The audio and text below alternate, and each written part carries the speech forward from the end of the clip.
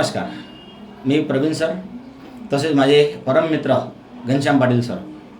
आम्ही दोघं जवळजवळ 8 वर्षापासून समर्पण कोचिंग क्लासेस चालवत आहे आणि आज ह्या वर्षी आमचं 8वं वर्ष पूर्ण झालं आणि 9व्या वर्षाला सुरुवात झाली आहे.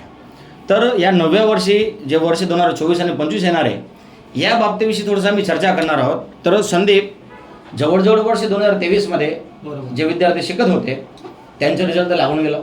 1ली ते 12वी सर्व पास झाले. मग आता भरपूर वालींच्या मनामध्ये असा प्रश्न आहे की आपण समर्पण क्लासमध्ये प्रवेश काय घ्यायला पाहिजे. बरोबर. तर या बाबतीत तुझं काय मंतव्य आहे नेमकं?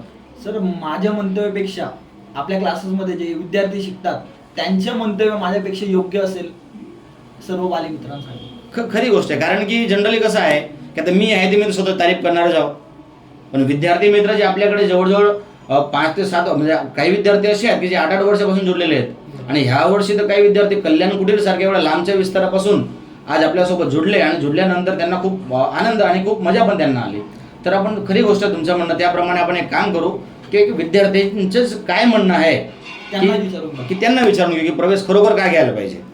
सर, आता याचे मुख्य कारण काय आहे की जे गणित सारखे विषय आहे की ज्याच्यामध्ये मुलं सर्वात जास्त घाबरतात. बरोबर. तर आपल्या क्लासेसमध्ये काय आहे, तर गणित सारखे विषय तसेच इयत्ता 11वी 12वी मध्ये जे गाणितिक विषय अकाउंट स्टॅटिस्टिक, तर त्या विषयांचे आपल्या इथं आपण ग्रुप स्टडी करतोय आणि सतत रिव्हिजन करतोय, वारंवार त्याचे आपण पुनरावर्तन करतोय. तर त्याच्याने विद्यार्थ्यांचे अर्ध म्हणजे जी घाबरट असते ती दूर होऊन जाते आणि विद्यार्थ्यांचे त्याच्यामध्ये सफल परिणाम प्राप्त होत आहेत. आणि दुसरं आपण पाहिलं म्हणजे आपल्या इथं शैक्षणिक प्रवाससोबत ज्या स्पर्धात्मक परीक्षा होतात जसं की स्कॉलरशिपच्या, आता आपल्या गरीब मुलांसाठी त्या परीक्षा खूपच अति आवश्यक आहे. तर तशा परीक्षा आपल्या क्लासेसमध्ये विना फी घेतल्याशिवाय त्या क्लासचे आयोजन केले जातात.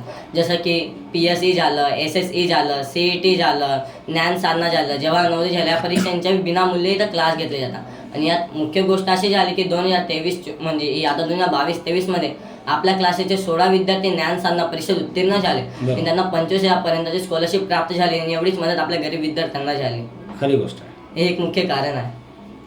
सर, तसं आता मी गेल्या 8 वर्षापासून जेव्हापासून ट्युशन स्टार्ट झाली तेव्हापासून तर मी तुमच्याच बरोबर जुळलेला आहे. तर माझा एक्सपिरियन्स असा सांगतो की आता इयत्ता 5वी पासून तर 12वी पर्यंत मुलांचे सर पेपर घेतले जातात, त्यांचे वारंवार रिव्हिजन करवलं जातं.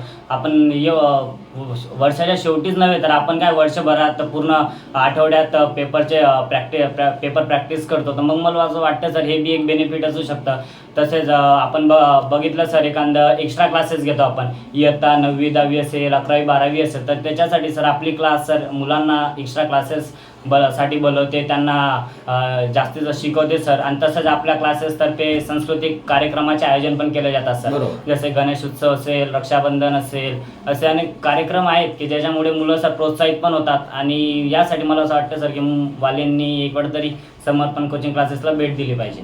खरी गोष्ट आहे. ॲक्च्युली कसं आहे की बघा, गणित खूप कठीण विषय असतो आणि ज्याच्यात आपण काय करतो, स्टेट अकाउंट आहे, आपण काय करतो ते तुम्ही सांगितलं. दुसरी गोष्ट की विद्यार्थी धर्मासोबत पण जुळलेला असायला पाहिजे.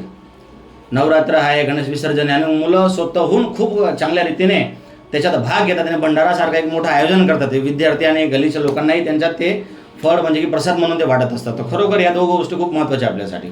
आणि आपल्या क्लासची मुख्य विशेषता ही आहे सर की जेव्हा आपण 10वी आणि 12वीच्या परीक्षेचे उभे बोर्डासारखे आयोजन करतो त्यांच्या पण विद्यार्थ्यांना खूप लाभ भेटतो. आणि तसे विद्यार्थ्यांच्या गृहकार्याची नियमित तपासणी करण्यात येते. आणि आपल्या क्लासमध्ये तर म्हणजे अभ्यासा रिलेटेड ॲक्टिव्हिटी होतात आणि वरून त्याविषयी स्पर्धात्मक परीक्षेचे सुद्धा ज्ञान दिलं जातं. आता बोर्डाच्या परीक्षेविषयी माझा अनुभव असा आहे की ज्या आपण या वर्षी जेव्हा आपण ते महासराव सत्र आपण ज्याला नाव दिलेलं आहे डिसेंट चाइल्ड नवदीप विद्यालयामध्ये आपला ते आपण ठेवलं होतं 7 दिवसापर्यंत. तर पहिल्या दिवशी जवळजवळ आहे ना 80% मुलांनी रोल नंबर सीट नंबर गलत लिहिला होता. पण त्यांना पहिल्या दिवशी मार्गदर्शन दिल्यानंतर दुसऱ्या दिवशी मला आठवण आहे की अप्रोक्स 3 दिवसानंतर फायनली एकही विद्यार्थी असा नव्हता की ज्याने सीट नंबर गलत लिहिला नव्हता. तर या छोट्या छोट्या गोष्टी मुलांना खूप फायदा करतात, कारण की आपण घेतलेले महासराव सत्र ज्याच्यात कॅमेरा वगैरे असतात आणि कॅमेरा वगैरेचे त्यांना एक दुसरे निरीक्षक असतात. हा अनुभव त्यांना बोर्डासाठी असं वाटतं की आपण ही परीक्षा अगोदर दिलेली आहे, म्हणजे त्यांचा जो कॉन्फिडन्स आहे तो ऑटोमॅटिक आधीपासून वाढून गेला असतो. म्हणून आपण दरवर्षी जवळजवळ 7-8 वर्षापासून आपण हे महासराव सत्राचे आयोजन करतोय आणि ज्याचा लाभ तुमच्यासारख्या विद्यार्थ्यांना मिळतच आहे. खरी गोष्ट आहे. तसेच आपण क्लासेसमध्ये वाली मीटिंगचे आयोजन करून वाली असतील आणि शिक्षकांद्वारे प्रत्यक्ष प्रभाव जो विद्यार्थीवर पडत असतो.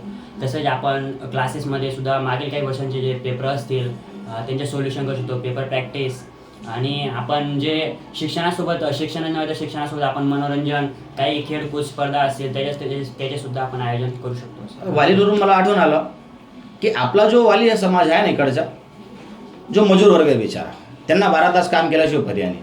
काहीतरी बिचारा माता अशा आहेत बिचारे की ज्यांना स्वतःला काम करावं लागतं. आणि ह्या चक्करमध्ये काय होतं की त्यांना वेळ देता येत नाही मुलांना.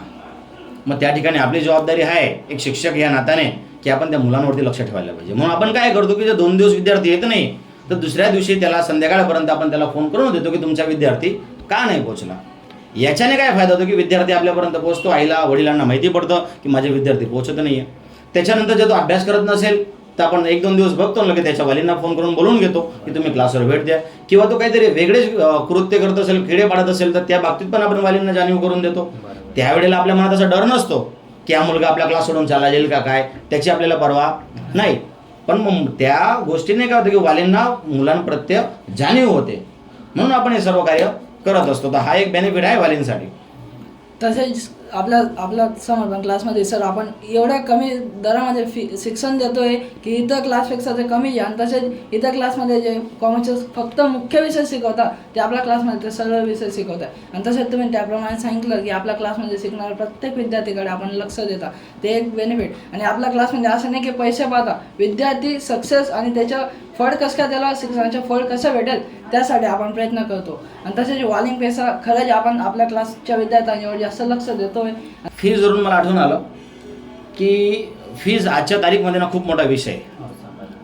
आणि खास करून तर कोणाला आई किंवा वडील नसेल अशा विद्यार्थ्यांसाठी.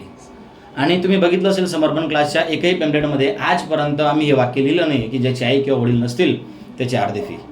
बरोबर, आम्ही अर्धी फी घेत असतो. का लिहिलं नाही? कारण की मार्केटिंग करणं आमचा उद्देश नाही. हा, पण आज माहिती की आजच्या या महागाईच्या वेळेमध्ये लोकांना पैशांची खरोखर आवश्यकता आहे.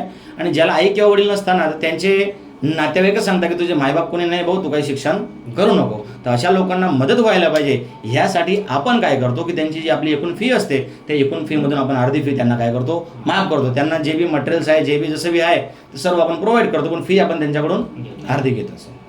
बरोबर. तर ह्या प्रकारचे आयोजन आपण करत असतो. तर म्हणून माझं तरी म्हणणं आहे वालींना एक छोटीशी विनंती आहे की थोडंसं विचार करा. शब्दांचा मायाजाळ. एक शिक्षक असल्यामुळे काय आहे की शिक्षक खूप हुशार असतात असं ऐकलेलं आहे मी. तो शिक्षक काय करतात की शब्दांच्या मायाजाळमध्ये लोकांना अडकवण्याचा प्रयत्न करतात. आणि ह्या गोष्टी आपण समजायला पाहिजे की योग्य काय, खरं काय आहे. आणि हे सर्व बघूनच जर आपण आपल्या मुलांचा प्रवेश घेतला तर निश्चितपणे मी तुम्हाला एक आश्वासन देऊ शकतो की जर तुमचा विद्यार्थी समर्पणसोबत जुडतोय तर तो चांगला व्यक्ती बनूनच बाहेर निघेल. बरोबर. ठीक आहे संदीप. आणि कारण की 1 नंबर आणणं हे शिक्षकांच्या हातात नसतं. शिक्षक फक्त घडवतात, मेहनती मुलांची असते. जर मी सांगतोय की 1 नंबर मुलाचा येईल याचा अर्थ व्यर्थ आहे सर्व. आपण त्यांना चांगले टक्के आणू शकतो. नंबर काय की नंबर आपला आजही उद्देश आहे समर्पण क्लासेसचा की number it's not our matter. Merit जेव्हा बनते ना तर ती टक्क्यांच्या आधारावर बनते, नंबरवर नाही बनत. तर नंबरसाठी आपण तडफडत नाही कधी. पण तरीसुद्धा भगवंताचे एवढे उपकार आहे की पूर्ण गुजरातमध्ये आपण पहिला नंबर पण मिळवलेला आहे. आणि ह्या वर्षी नुकताच आर्ट्स जे जवळजवळ कोणी शिकवत नाही आर्ट्स त्याच्यात आपण सर्व विषय शिकवले आणि गुजरात राज्यामध्ये आपण 2रा क्रमांक यावर्षी सुद्धा मिळवलेला आहे. बरोबर. त्याचप्रमाणे इयत्ता 12वी ह्या वर्षी सुमन शाळेमध्ये 14 पैकी 7 विद्यार्थी A1 आपले समर्पण क्लास आहेत. पहिला क्रमांक आपल्या विद्यार्थ्यांचा आहे. 3रा, 4था, 5वा, 6वा, 7वा, बरोबर, आणि 10वा क्रमांक एवढे 7 विद्यार्थी आपले ह्या वर्षी समर्पण क्लासने दिलेले आहेत.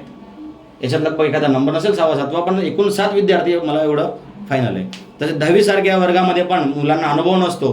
त्यापैकी एक बिचारा असा एक विद्यार्थी आहे की ज्याला वडील नाही आहेत आणि त्याच्या आईने खूप कष्ट करून त्याला शिकवलेलं आहे.